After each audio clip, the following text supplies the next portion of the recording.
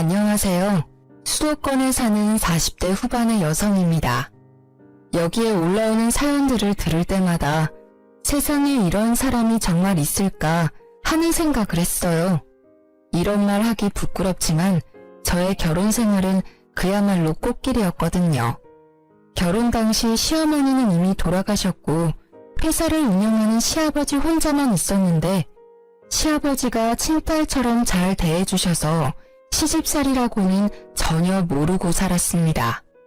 게다가 남편은 결혼 초부터 지금까지 가정에 충실했어요. 주변 지인들은 다들 시집 잘 갔다고 부러워했고 그래서인지 여기 사연들을 들으면 옛날 드라마나 이혼 관련 프로그램을 보는 듯한 기분이 들었거든요. 그런데 얼마 전 이런 저에게도 여기에 소개할 만한 엄청난 일이 하나 터졌답니다. 옆에서 모든 걸 지켜보시던 친정엄마가 사연 올려보면 재밌을 거라고 하셔서 용기 내 사연을 보내게 되었어요. 저와 남편은 결혼 직후 신혼집을 구할 때 혼자인 시아버지가 신경 쓰였습니다. 술이나 담배를 하시지 않아서인지 건강하시지만 끼니를 제때 챙겨 드시지 않았거든요. 결혼 전에는 남편이 함께 살며 시아버지 식사를 챙겼는데 결혼 후 나가서 살면 그럴 수 없잖아요. 그래서 처음엔 합가할까 생각했지만 시아버지가 같이 살면 아무래도 싸우게 된다며 합가를 반대했습니다. 그래서 우리는 신혼집을 시댁 근처로 구해서 일주일에 한 번은 시댁에 방문했어요. 시아버지는 굳이 피곤하게 매주 안 와도 된다고 말은 하지만 항상 우리가 가면 너무 고마워했습니다. 남편은 아버지 회사에서 20대부터 지금까지 계속 일하고 있어요. 항상 성실하고 열심히 일하는 남편 덕에 결혼 후 경제적으로 힘든 적은 한 번도 없었답니다. 어느 날 어지간하면 시댁에 부르지 않던 시아버지가 진지하게 할 말이 있으니 집에 와달라고 했어요. 무슨 일이지 싶어 남편과 시댁에 가보니 웬 중년 여성분이 앉아 있었습니다. 아버님, 저희 왔어요. 그런데 이분은 누구세요?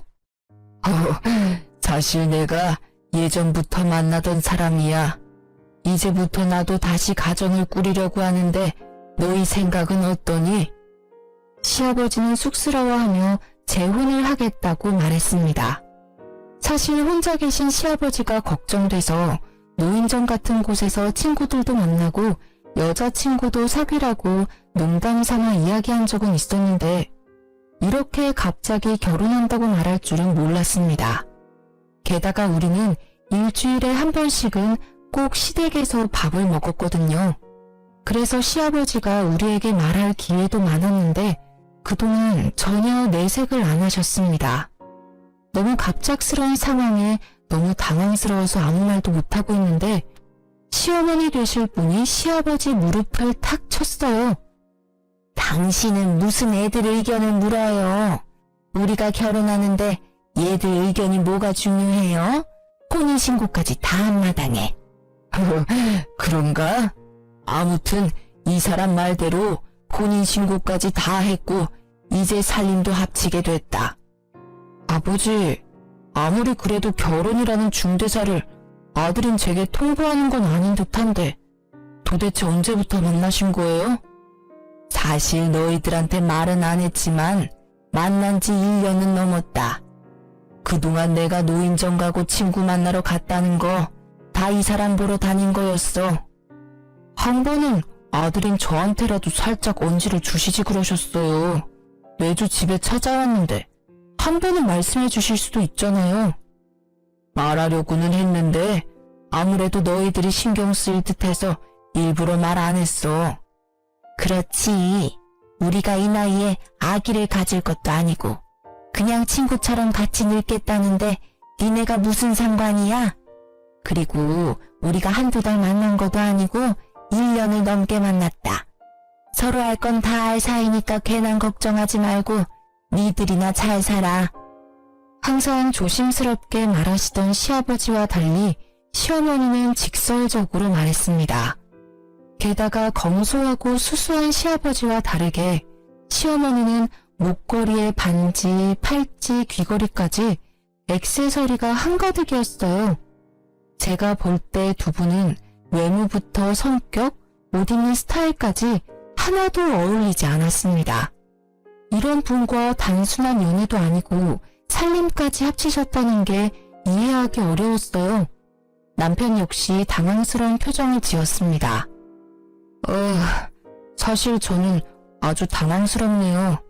아버지의 이런 결정이 이해하기 어렵고요. 하지만 두 분이 이미 혼인신고까지 마쳤다니까 앞으로 싸우지 않고 행복하게 사셨으면 좋겠어요. 역시 우리 아들은 이해해 줄 줄 알았어. 내가 이 사람과 늙은 나이에 싸워서 뭐 하겠니? 나는 평생 친구가 생긴 것 같아 좋단다. 며느리 너도 축하해 주는 거지? 네, 사실 민지 씨처럼 저도 많이 당황스럽긴 하네요. 갑자기 시어머니가 생긴 거잖아요. 그래도 대신 아버지와 평생 함께할 분이 계셨으면 했는데 다행이다 싶어요. 뭐 아버지가 좋으시면 된 거죠. 축하드려요 아버지, 어머니. 그래, 내가 이제부터 시어머니네. 요새 고부 갈등이 심하다지만 이렇게 가족이 되었으니 한번 잘 지내보자. 시어머니는 제게 손을 내밀어 악수를 청했습니다. 억지로 웃음을 지어 보였지만 왠지 앞으로 힘든 날들이 펼쳐질 것 같은 불길한 예감이 들었어요. 다음날 남편은 출근하고 저는 친정 부모님이 운영하시는 국밥집으로 향했습니다. 친정 부모님이 동네에서 국밥집을 크게 하셔서 남편이 회사에 있는 시간에는 국밥집에서 부모님 일을 돕고 있었거든요. 부모님과 함께 영업 준비를 하며 어제 있었던 일들을 말했습니다. 뭐? 시아버지가 혼인신고를 하셨다고? 나이 들고 혼자 지내는 것보다는 누군가 옆에 같이 있는 게 좋긴 하다만 그래도 너무 갑작스러워서 당황스럽네. 엄마도 그렇지? 게다가 시어머니가 말이 엄청 직설적이야. 안 그래도 시어머니와 며느리는 어려운 사이인데 시어머니는 성격도 세신 분 같아서 너무 걱정돼. 여자한테는 시어머니가 생긴다는 게 부담이긴 하지. 우리 딸 걱정되네. 그래도 우리 딸은 워낙 야무지니까 잘할 거야. 혹시라도 부당한 대우 받으면 무조건 참지 말고 할 말은 다 하고 살아. 안 그러면 너 속병 난다. 알겠지? 참, 그럼 바깥사돈한테 반찬들 안 가져다 드려도 되니? 시아버지가 엄마 반찬 좋아하셨는데 가져다 드려야 하지 않을까? 당분간은 더 가져다 드리지 뭐. 사실 친정엄마는 매주 수요일마다 시아버지한테 밑반찬을 만들어서 보내드렸습니다. 엄마 손맛이 꽤 좋은 편이거든요. 시아버지는 엄마에게 아주 고마워하시며 반찬을 맛있게 다 드셨습니다. 마침 이날은 수요일이라 여느 때처럼 저녁에 반찬을 챙겨 시댁으로 향했어요. 시댁에 가니 시어머니가 나오셨습니다. 항상 시아버지 혼자 계시던 집에 시어머니가 나오니 정말 어색했어요. 어머니, 안녕하세요. 갑자기 무슨 일이냐? 난 너 부른 적 없는데? 원래 매주 수요일 저녁 때마다 시아버지한테 반찬을 가져다 드렸었거든요. 그래서 가지고 왔어요. 그런데 시아버지는 어디 가셨어요? 집에 계시죠? 잠깐 인사드리고 가려고 하는데. 들어올 필요 없다. 잠깐 앞에 슈퍼 가셨어? 참, 너희 엄마가 사거리에서 국밥집 한댔지? 네, 맞아요. 엄마가 직접 밑반찬을 다 만드셔서 항상 시아버지께도 드리곤 했어요. 그래? 반찬을 참 많이도 보냈네. 그런데 일을 어쩌나? 오늘 외식하려고 나가려던 참이었는데. 시아버지랑 외식이요? 그래, 외식. 뭘 그리 놀라니? 사실 시아버지는 특별한 일이 없을 때는 밖에서 절대 음식을 드시지 않았습니다. 집에 밥이 있는데 왜 굳이 나가서 돈을 쓰냐고 하시며 외식은 이해하지 못하셨어요. 그런 시아버지가 밖에서 외식하신다니 이게 바로 사랑의 힘인가 싶었습니다. 시아버지가 특별한 날 아니면 외식을 하지 않았거든요. 밖에서 왜 굳이 돈 쓰냐면서요. 그랬던 아버지가 특별한 날도 아닌데 외식한다고 하시니 의외라서요. 너가 참 곰 같은 며느리였나 보다. 아무리 시아버지가 그래도 며느리가 알랑방귀 끼어가면서 외식하자고 해야지. 가족끼리 외식하면 기분 전환도 되고 서로 친분도 쌓이고 얼마나 좋아? 얘야, 남자는 여자 하기 나름이야. 여자가 여우짓을 해야 남자들이 지갑도 열리고 밖에도 나가기도 하는 거란다. 알겠니? 내가 인생 선배로서 네 시어미로서 앞으로 많이 가르쳐야겠다. 아무튼 이 반찬들은 네 시아버지한테 잘 전달해주마. 얼른 가봐. 시어머니는 들어오라는 말 한마디 하지 않고 외식하러 나가야 한다는 이유로 쫓아내듯이 보냈습니다. 저 역시 시어머니와 굳이 오랜 시간을 보내고 싶지 않아서 그냥 나왔네요. 며칠 뒤 주말이었습니다. 우리는 주말 중 하루는 시댁에서 밥을 먹었어요. 그날도 어김없이 시댁에서 밥 먹을 준비를 하다가 우연히 음식물 쓰레기통을 보게 되었는데 엄마가 해준 반찬들이 그대로 버려져 있더라고요. 시어머니는 방에서 친구와 통화 중이어서 거실에 있던 시아버지에게 이게 어찌된 일인지 물었습니다. 아버님, 상 다 차렸어요. 그런데 음식물 쓰레기통 보니까 엄마가 해준 반찬들이 있던데 왜 안 드시고 다 버렸어요? 아, 그거 한 입 먹어보니까 다 상했던데 맛이 이상해서 버렸다. 네? 그 반찬들 수요일에 엄마가 만들자마자 가져온 거예요. 상할 리가 없어요. 그냥 그런가 보다 하면 되지 뭘 그렇게 따져대니? 음식이 좀 상했으면 버릴 수도 있는 거지. 괜히 상한 음식 먹었다가 탈라면 병원비가 더 나와. 요새 병원비도 얼마나 비싼데 잔말 말고 밥이나 먹자. 가서 네 시어머니나 불러와. 항상 웃어주시고 한없이 친절하시던 시아버지가 정색하며 퉁명스럽게 말했습니다. 저는 너무 당황스러워 더는 말을 하지 못했어요. 섭섭한 마음을 뒤로하고 시어머니를 부르러 방문을 놓고 했는데 듣지 못했는지 여전히 통화 중이었습니다.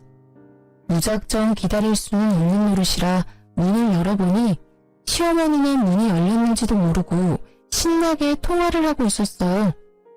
이번에 안사돈이 반찬을 보냈는데 그 싸구려 국밥집에서 어디 좋은 식재료 쓰겠니? 보나마나 그냥 떠리로 파는 거 아무거나 주워다가 대충 만들었겠지. 그런 거 잘못 먹으면 바로 탈나는 거 알지? 그래서 며느리가 주자마자 바로 음식물 쓰레기통에다가 다 처박아 놨어. 음식물 쓰레기 버리는 것도 일인데 왜 그렇게 사람 귀찮게 하는지 몰라. 요새 누가 그딴 음식 먹는다고. 시골집 개도 그딴 음식 안 먹겠다. 어머니, 지금 무슨 말씀을 하시는 거예요? 어머, 옥자야, 며느리 들어왔다. 나 끊는다. 야, 너는 왜 남의 방에 함부로 막 들어와? 남의 집에서 방에 들어올 때는 노크하는 게 기본적인 예의 아니야? 어디서 며느리가 시어머니 방문을 벌컥벌컥 열어? 저 여러 번 노크했는데 어머니가 못 들으셔서 방문 연 거예요. 그런데 방금 하신 말 뭐예요? 저희 엄마가 정성껏 해주신 음식 먹어보지도 않고 버리신 거예요? 그래, 다 버렸다. 맛대가리 없는 국밥집에서 만들어 봤자지. 너네같이 싸구려 국밥집에서 좋은 식재료를 구할 수나 있었겠니? 저희 엄마 매일 새벽 시장 가셔서 좋은 식재료 구해다가 하나하나 손질해가며 정성껏 요리하세요. 음식 가지고 허튼 장난치시는 분 아니라고요. 웃기고 있네. 만약에 진짜 그렇게까지 했으면 그렇게 국밥이 싼 게 말이 되니? 너네 엄마는 무슨 땅 파서 장사하냐? 말이 되는 소리를 해라. 아무튼 우리는 이제 반찬 가게에서 사 먹을 테니까 이딴 쓰레기 음식 안 줘도 된다. 쓰레기 음식이요? 지금 말 다 하셨어요? 그래, 말 다 했다. 그리고 말이 나와서 말인데 너네 가게에서 가격을 낮추니까 우리 가게가 상대적으로 비싸지잖아. 절대 비싼 가격이 아닌데 말이야. 너네 가게 때문에 우리 가게 다 말아먹게 생겼어. 이건 상도에 어긋나는 일이야. 사실 시어머니도 친정 부모님이 운영하는 국밥집 근처에서 비슷한 국밥집을 운영하고 있습니다. 친정 부모님 국밥집은 평일 점심시간은 물론 저녁 시간까지 자리가 없을 정도로 거의 매일 꽉 차 있는데 시어머니 국밥집은 장사가 거의 안 되고 파리만 날리고 있어요. 어머니 국밥집 장사 안 되는 게 왜 우리 엄마 탓이에요? 설마 우리 친정 가게가 잘 돼서 샘이라도 나셨어요? 그래서 반찬들도 다 버리신 거예요? 그래, 내가 경쟁 가게 밑반찬을 왜 먹어야 하는데? 밖에서 간판만 봐도 짜증나는데 그 집에서 나온 음식을 내가 왜 먹어야 하냐고. 시어머니와 제 목소리가 점점 커지자 부엌에 있던 시아버지와 남편이 놀라서 달려왔습니다. 무슨 일이야? 며느리 너는 시어머니를 잘 모시지 못할 망정 왜 그리 소란이냐? 너 원래 이런 아이였냐? 그게 아니라 시어머니께서. 여보, 별일 아니에요. 세은이가 우회해서 목소리가 커진 거예요. 신경 쓰지 말고 어서 밥이나 먹으러 가요. 아무래도 서로 살아온 세월이 다른데 크고 작은 오해나 말다툼이 생길 수밖에 없죠. 안 그래요? 당신은 어쩜 이리 속도 깊어. 며느리가 큰 소리를 냈는데 혼내지도 않고 말이야. 세은아, 이 사람 네 시어머니야. 잘 모셔야 한다고. 다시는 이렇게 큰 소리 나지 않게 해라. 한 번만 더 집에서 이런 소란 생기면 크게 혼낼 거야. 알겠지? 아버지, 왜 세은이한테만 뭐라고 하세요? 어머니가 세은이한테 뭐라고 했을 수도 있잖아요. 내 안 사람이? 그럴 리 없다. 저 사람이 얼마나 바르고 착한 사람인데 둘이 말다툼이 일어났다면 분명히 세은이 잘못이지 내 안 사람 잘못은 아니야. 재혼 전 시아버지는 항상 남의 말을 귀 기울여 들었고 함부로 속단하지 않았습니다. 억울하고 화나는 일이 생기더라도 상대방의 이야기를 끝까지 다 듣고 화를 내시는 현명한 어른이었어요. 그런데 재혼하더니 무조건 시어머니 편만 들어주는 것 같아 속상함을 넘어 배신감까지 느꼈습니다. 도대체 얼마나 시어머니를 사랑하면 사람이 이렇게까지 변할 수 있는 걸까요?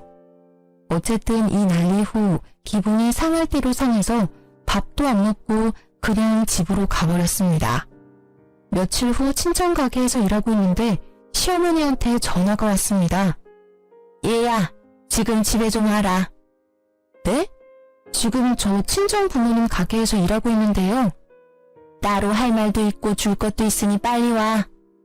어머니, 그래도 제가 지금 여기서 일하고 있는데 어떻게 중간에 막 나와요.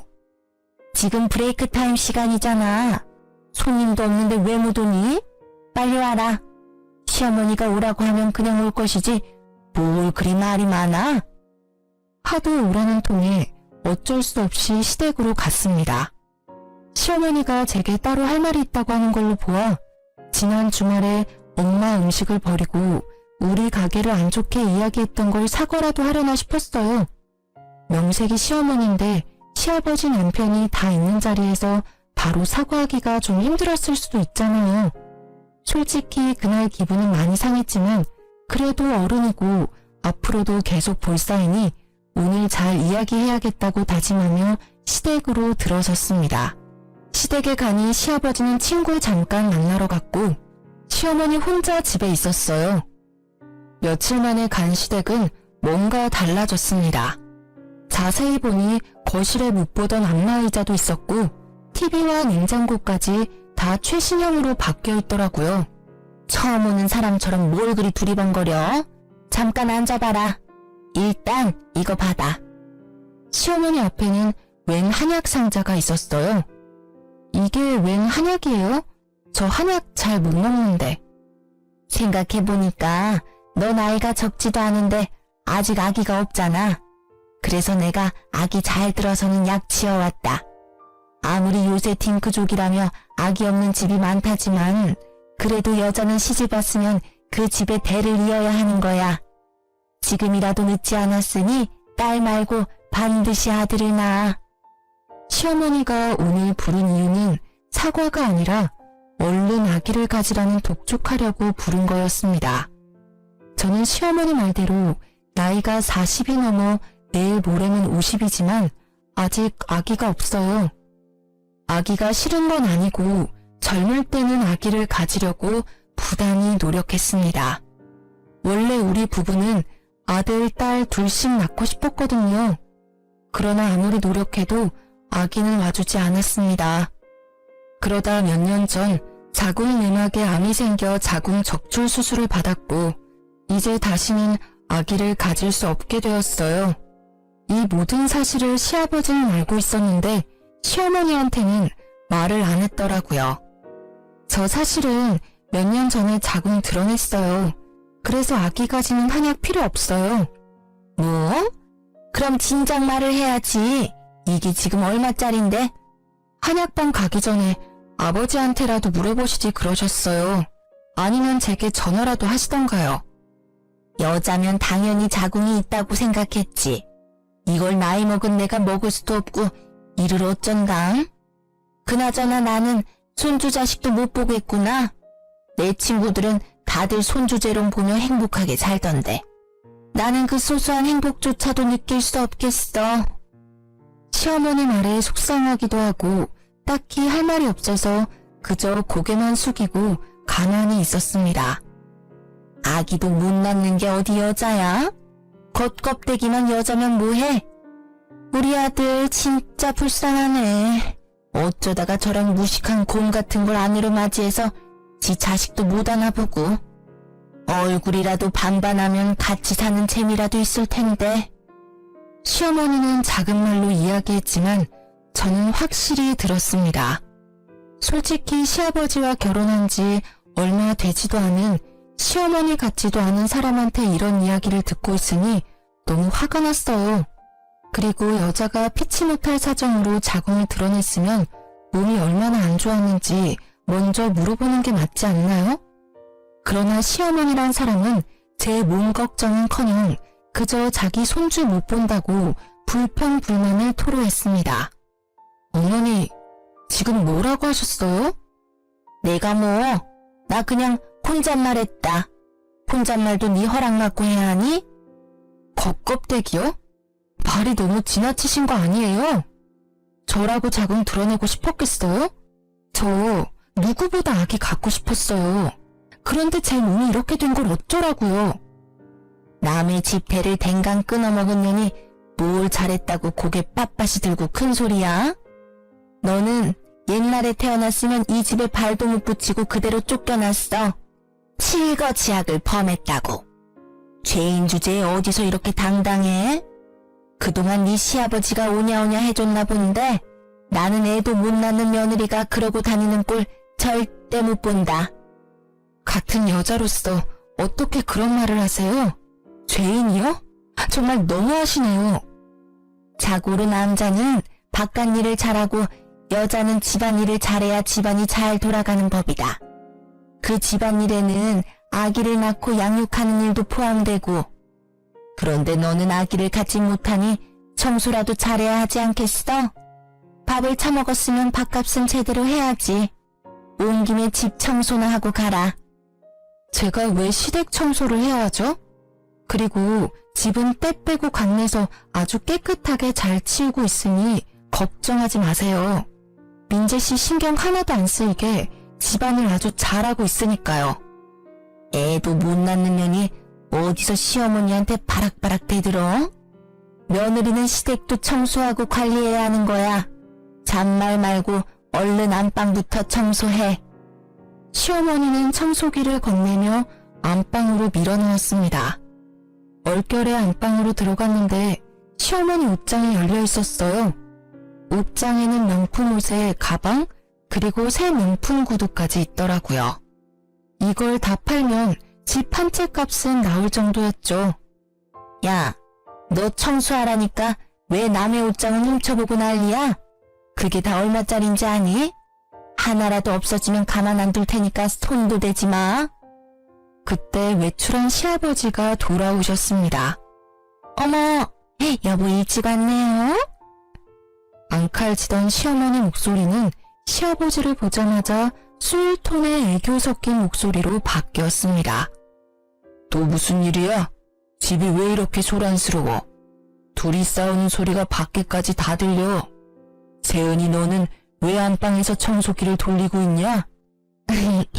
여보, 내가 청소기 돌리다가 허리가 너무 아파서 세은이 시켰어요. 며느리인데 좀 시켜도 되죠? 나이든 당신보다 젊은 며느리가 하는 게 더 낫긴 하지. 그런데 둘이 왜 싸웠어? 아버님 오셨어요.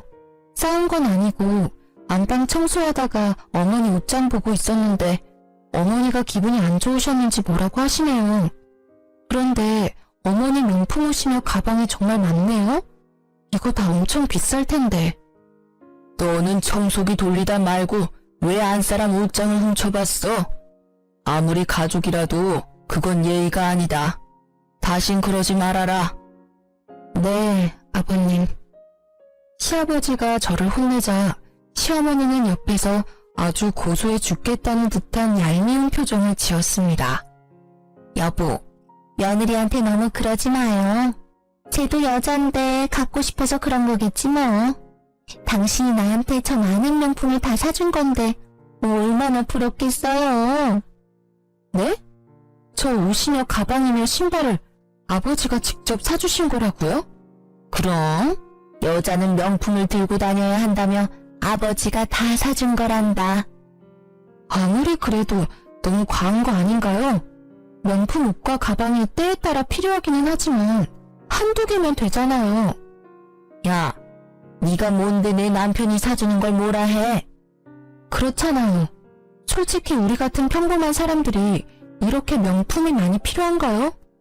그 입 못 닥쳐? 애도 못 낳는 년이 어디 시부모한테 함부로 입을 나불거려? 당신은 도대체 그동안 며느리 교육을 어떻게 했길래 애도 못 낳는 년이 이렇게 당당해요? 어머니 사치 부리는 거랑 저 아기 못 갖는 거랑 무슨 상관이에요? 그리고 이게 사치가 아니면 뭔데요? 뭐? 너 말 다 했어? 네가 뭔데 내 남편이 나한테 사주는 걸 뭐라 해? 시어머니는 발끈해서는 제 머리채를 잡았습니다. 아, 제가 뭐 틀린 말 했어요? 왜 머리채를 잡아요? 이 손 놓으세요. 시아버지는 이 상황을 보고서도 말리지 않았습니다. 결국 시어머니를 밀쳐내서 겨우 제 머리카락을 지킬 수 있었네요. 며느리야, 방금 네가 한 말은 선 넘었다. 필요해서 산 건데 사치네 과하다는 소리 들으면 얼마나 기분 나쁘겠어. 다시는 시어머니한테 그런 선 넘는 언행은 하지 말아라. 이걸 사준 나도 기분이 좋지 않구나. 시아버지는 철저히 시어머니 편이었고 더는 그런 시댁에 있을 수 없었습니다. 화가 난 저는 청소기를 집어 던졌어요. 두 분의 사랑이 아주 뜨거워서 여기 못 있겠네요. 청소고 나발이고 그냥 가겠습니다. 그리고 어머니, 제 머리채 잡은 거 다 고소할 거예요. 아시겠어요? 그렇게 시댁에서 뛰쳐나와 집으로 가니 남편이 퇴근하고 집에 와 있더라고요. 남편은 폭탄 맞은 제 얼굴을 보더니 깜짝 놀랐습니다. 무슨 일이야? 얼굴이랑 머리는 왜 그래? 놀란 남편에게 시댁에서 있던 일을 다 말해주었어요. 남편은 제 말을 듣고 화가 나서 당장 시댁에 쫓아가려고 했으나 또다시 그 집에 가서 싸울 기운이 없어서 그냥 있으라고 했습니다. 이후로 시댁에서 우리를 부르지 않았어요. 원래 저는 시아버지와 종종 통화했는데 전화조차도 없는 걸 보며 시어머니가 시아버지를 조종하고 있다는 생각이 들었습니다. 사실 시아버지는 혼자 살 때 월 50만 원도 안 쓰는 절약 정신이 투철한 사람이거든요. 냉장고 TV를 한 번 구매하면 최소 10년을 썼고 중간에 고장나도 어떻게든 고쳐서 사용했습니다. 옷에 구멍나도 바느질을 해서 최소 5년은 입었고 양말 한 짝도 함부로 버리지 않았어요. 이런 사람이 시어머니와 결혼한 후로 명품 옷과 가방을 사고 가전제품도 최신형으로 다 바꿨잖아요. 이게 다 뭐겠습니까? 보나마나 시어머니한테 휘둘린 거겠죠. 솔직히 이러다가 나중에 뭔 일이 날 것 같았지만 제가 뭐라고 할 수는 없었습니다. 사치라는 단어 썼다가 머리채 제대로 뜯기고 왔는데 더 관여했다가는 난리 날 것 같았거든요. 대신 시어머니에 대해 알아봐야겠다는 생각이 들었습니다. 집에서 친정 가게로 가는 길에 시어머니 국밥집이 있었거든요. 오다 가며 가게 안을 슬쩍 쳐다봤는데 한 번도 시어머니가 일하는 걸 본 적이 없어요. 가게에 자주 없더라고요. 장사는 전부 직원한테 맡겨둔 상태였고요. 하루는 직원이 음식물 쓰레기를 버리러 나오길래 얼른 가서 요새 사장님 잘 나오냐고 물어봤어요. 사장님이요? 우리 사장님 일주일에 한 번 정도만 오세요. 사실 시어머니는 평일에 매일 출근한다며 자기도 참 바쁜 사람이라고 생색낸 적이 있었거든요. 매일 출근하면서 가게는 내팽겨두고 어딜 가는지 궁금해지기 시작했어요. 그러면 안 되는 걸 알지만 하루 날 잡아서 시어머니를 미행했어요. 시어머니는 아침 일찍 출근하듯 집을 나와 근처 백화점으로 향했습니다. 명품관에서 아이쇼핑을 하다가 점심 먹을 쯤 어떤 남자를 만났는데 팔짱을 끼는 걸 보니 보통 사이가 아닌 듯 했습니다. 그 모습을 몰래 사진 찍어두고 친정가게에 출근해 친정엄마한테 보여줬거든요. 그런데 엄마가 사진을 가만히 보더니 깜짝 놀라더라고요.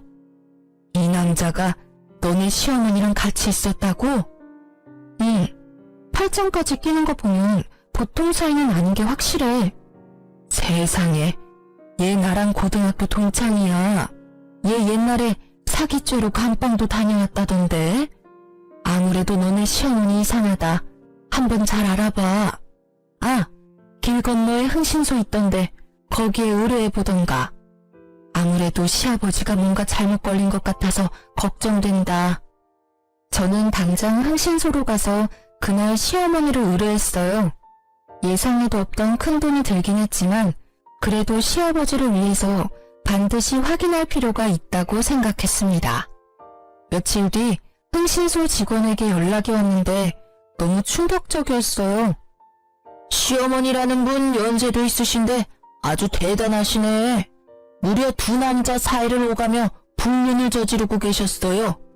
나는 그렇게 하라고 해도 못하겠는데 참 건강하시네. 아무튼 지금 사진 보낼 테니까 한번 봐봐요. 사진을 보니 그때 백화점에서 팔짱 끼던 사기꾼 남자 말고도 또 다른 남자와 불륜을 저지르고 있었습니다. 그러고서는 평생 착실하게 돈만 모으며 살아온 시아버지를 꿰어서 시아버지에게도 명품을 차곡차곡 받아낸 것이죠. 시어머니의 기가 막힌 만행들이 수많은 사진 속에 담겨 있었죠. 이 카드를 어떻게 써야 될지 고민하고 있는데 때마침 시어머니한테 전화가 왔습니다. 다음 주에 너네 시아버지 생신 아니냐? 네가 며느리인데 며느리가 시아버지 생일상 차려야 하지 않겠어? 네, 그래야죠. 그날 시아버지 생일상 차리러 갈게요. 그럼 애도 못 낳는데 당연히 그래야지. 그럼 그날 늦지 않게 와라. 나 우리 집 어지럽혀지는 거 싫으니까 음식은 니네 집에서 만들어와. 속으로 기회라고 생각했어요. 결과가 어떻게 되던 함께 모인 자리에서 물어볼 수 있으니 말이에요. 시아버지 생신날 미역국에 시아버지가 좋아하시던 잡채와 갈비찜을 만들어 시댁으로 향했습니다. 뭐야, 음식 이거밖에 안 해왔어? 명색이 시아버지 생일인데 저는 기본으로 했어야지. 아버지 전 안 좋아하시잖아요. 그것도 모르셨어요? 세은이 말이 맞아. 저는 기름져서 싫다. 그냥 상이나 얼른 차려. 그동안 시어머니 말만 지지해주던 시아버지가 제 말에 동의해 주었습니다. 시어머니는 약간 서운한 표정을 지으며 상을 차리는데 시어머니 손목에 꽤 비싸 보이는 시계가 있었어요. 어머, 어머니, 그 시계 너무 예쁘네요. 고급스러워 보이는데 누가 사준 거예요? 이거? 당연히 네 시아버지가 사줬지. 바로 그때 시아버지가 시어머니의 뺨을 때렸습니다. 당신 아니 이게 뭐하는 짓이야? 갑자기 왜 내 뺨을 때려? 뭐? 내가 이 시계를 사줘? 난 너한테 시계는 사준 적이 없는데 이 시계는 어떤 놈이 사줬어? 어떤 놈이라니? 그게 무슨 소리야? 이년이 사람 한 명 바보 만드니까 아주 재밌었냐? 아이고 내 팔자야. TV에서나 보던 꽃뱀한테 걸려들 줄이야. 네가 쓴 돈 전부 다 받아낼 거야. 네가 사람 아주 잘못 봤어. 시아버지는 심오한 멱살을 잡고 흔들기 시작했어요. 사실 시댁에 오기 전 시아버지에게 흥신소에서 받은 사진들을 모두 다 보내놓고 모든 상황을 말씀드렸습니다. 물론 남편에게도 이미 다 말해놨고요. 명백한 증거가 있지만 시어머니는 여전히 아니라고 발뺌을 했어요. 꽃뱀? 내가 왜 꽃뱀이야? 당신 노망 났어? 어머니, 이래도 모른 척 하실 거예요? 보다 못한 저는 시어머니한테 흥신소에서 받은 사진들을 모조리 다 보여주었습니다. 사진을 하나하나 보더니 핏기가 사라진 얼굴로 주워 담기 시작했습니다. 그리곤 털썩 주저앉아 시아버지 앞에서 무릎을 꿇었어요. 미안해요. 내가 그냥 미쳐서 제정신이 아니었어요. 이제 다시는 안 그럴게요. 한 번만 용서해줘요. 그러면 나 진짜 허튼 짓 안 하고 당신만 바라보고 살게요. 이 나이에 이혼당하면 나 어떻게 살아요? 누가 날 데려가줘요? 진심으로 믿고 여생의 반려자라고 생각했는데 제대로 뒤통수 맞은 시아버지는 화가 머리 끝까지 나서 상에 있던 생일 케이크를 그대로 시어머니 얼굴에 내리꽂았습니다. 닥치고 그놈들 누구야? 그 새끼들 언제부터 만난 거냐고. 이 사람은 결혼하고 나서 만났어요. 아니 훤칠하게 생긴 사람이 누나라면서 쫓아오니까 나도 마음이 흔들리잖아요. 뭐? 그럼 이놈한테 가서 살면 되지. 왜 나한테 빌붙어 있는데? 그런데 너무 사정이 딱하더라고요. 그래서 당신이 사다 준 명품들 하나씩 팔아서 돈 주고 그랬어요. 아유, 내가 미안해요. 내가 잘못했어요. 내가 내 돈으로 엉뚱한 놈 먹여 살렸네. 드라마에서나 보던 머저리 호구 같은 등신이 바로 나였어. 그럼 이놈은? 이 사람은 만난 지 얼마 안 됐는데 돈 많다고 해서 몇 번 만나기는 했어요. 그런데 다 거짓말이었어요. 남자 꽃뱀이었어. 참나, 꽃뱀이 꽃뱀한테 물렸네. 더는 못 봐주겠다. 나가. 네? 지금 나가라고요? 귓구멍 막혔어? 나가라고. 이 집 내 집이야. 내 가족이 아닌 사람은 이 집에 있을 자격 없어. 당장 나가. 우리 이혼이야. 못 나가요. 내가 이 집에서 나가서 어떻게 살아요? 한 번만 봐줘요. 나만 사랑한다며. 제 남편까지 합세해서 사기꾼 신호를 현관문 밖으로 내쫓았어요. 시부는 씩씩대며 참지 못한 분노를 잠재우더니 제게 얼굴을 차마 들고 다닐 수 없다고 하셨죠. 며느리한테 못난 모습 보여서 미안하다며 사과했습니다. 며느리 말이 100번 1000번 맞다. 내가 늙어서 누망이 났나 봐. 원래 회사 운영하면서 사람 참 잘 봤는데 어쩜 이렇게 홀딱 속아버렸는지 원. 아무튼 며느리한테는 정말 미안하구나. 내가 너무 큰 상처를 줬어. 진심 어린 사과를 듣는데 왠지 모르게 눈물이 터져나왔습니다. 평소에 시아버지를 보며 정말 인품 좋으시고 멋진 어른이라고 생각하고 존경했거든요. 저를 막내딸처럼 생각한다며 맛있는 음식이 있으면 아들인 남편이 아닌 저를 먼저 챙겨주던 분이었어요. 이랬던 분이 재혼 후 갑자기 달라지니 당황스럽기도 하고 너무 섭섭했습니다. 우리 며느리 이 못난 시아비 때문에 그동안 마음고생 정말 많았구나. 내가 미안하다. 너무 미안해. 그동안 많이 서운했지? 그러나 시아버지 말 한마디에 쌓이고 쌓인 서운한 감정들이 눈 녹듯 녹아내리며 눈물이 쏟아지더라고요. 그 뒤로 2년이 지났고 저는 여전히 장사가 잘 되는 친정 부모님 국밥집에서 일하고 있었습니다. 한창 바쁜 점심 장사를 마치고 브레이크 시간에 잠시 쉬는데 웬 꾀지지한 여자가 들어오더라고요. 자세히 보니 전심호였습니다. 어머, 꼴이 이게 뭐예요? 어떻게 된 거예요? 명품들은 다 어디 가고 웬 거지 같은 옷을 입고 오셨대. 세은아, 잘 지냈지? 지나가다 보니까 이 앞에 직원 구한다는 거 보고 들어왔어. 네? 저희 가게에서 일하겠다고요? 왜요? 사실 나 너네 시아버지한테 소송당해서 그동안 썼던 돈 다 갚으려고 국밥집 팔아버렸어. 내 재산들은 그 꽃뱀 놈들한테 다 뜯겨서 찜질방 갈 돈도 없어서 노숙하고 있단다. 그래서 말인데 나 진짜 돈 벌고 싶어. 여기서 일 좀 시켜주면 안 될까? 사정은 딱하지만 일을 어째요? 우리는 직원을 뽑지 꽃뱀을 뽑지는 않거든요. 어머니가 여기서 일하다가 남자를 깨어서 단골 손님들을 데리고 나갈 수도 있고요. 전심호는 화가 잔뜩 나 씩씩거리더니 예전처럼 제 머리채를 잡으려고 하였습니다. 그러나 잽싸게 제가 피한 바람에 결국 잡지 못했고 전심호는 소리를 질렀어요. 우뺀? 너 말 다 했어? 내가 너네 시아버지한테 들킨 이유가 뭔데? 네가 사진 찍어서 보내는 바람에 이렇게 된 거 아니야. 네가 양심이란 게 있으면 책임져야 하지 않겠어? 그건 무슨 논리야? 나는 진짜 사실을 말한 것뿐이야. 당신이 그렇게 잘못을 저질러 놓고 내가 왜 당신 인생을 책임져야 하는데? 뭐? 당신? 야, 내가 너 전 시어머니였어. 어디서 반말이야? 진짜 한 대 맞고 싶어? 전 심호가 제 뺨을 때리려고 손을 들어 올렸고 저는 그 손을 막았습니다.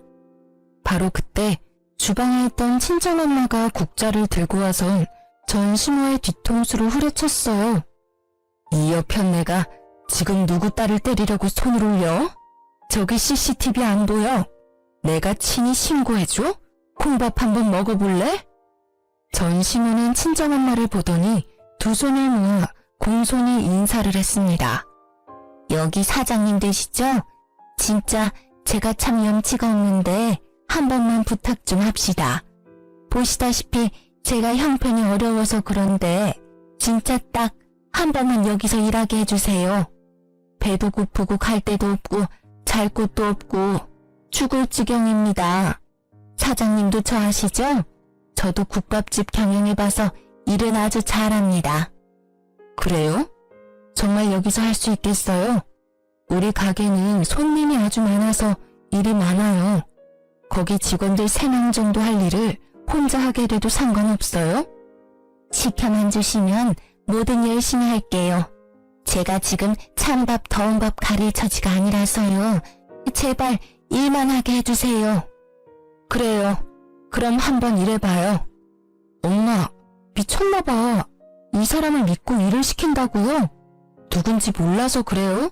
사람 마음 가지며 장난치며 돈이나 뜯어먹던 꽃뱀이었다고요.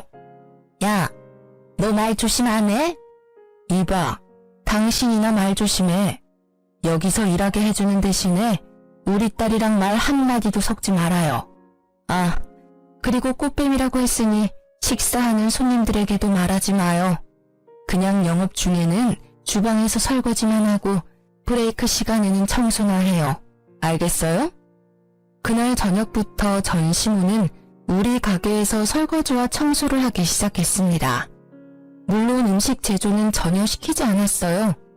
우리 가게만의 비법을 훔쳐서 자신 이름으로 국밥집을 새로 낼지도 모르잖아요. 언제 뒤통수를 칠지 모르니 설거지, 청소, 음식물 처리 등 허들의 일만 연락에 시켰습니다. 그래도 불안하긴 하더라고요. 하지만 엄마는 사돈 대신 복수라도 해야겠다며 최대한 힘든 일만 골라서 시켰습니다. 최저 시급으로 말이죠. 하루는 브레이크 시간에 저녁 영업 준비를 하고 있는데 전 심호가 엄마 몰래 제 앞에 오더니 자기 등에 파스를 붙여달라고 내밀더라고요.